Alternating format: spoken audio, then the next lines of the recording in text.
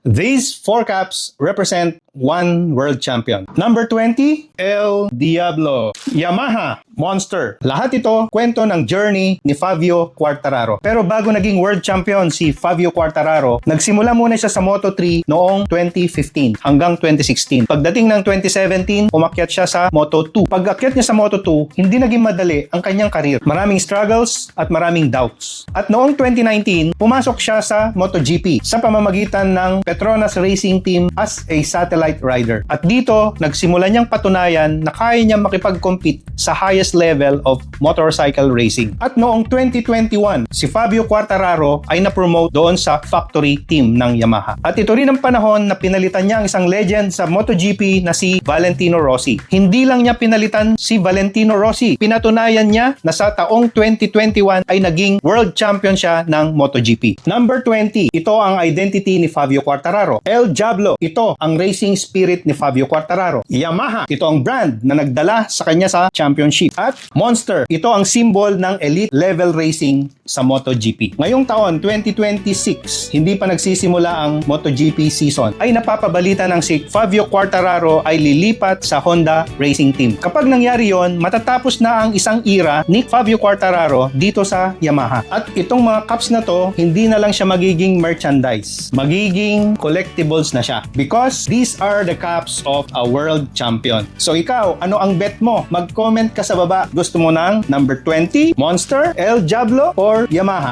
Hi, I'm JJ of 76 Avenue.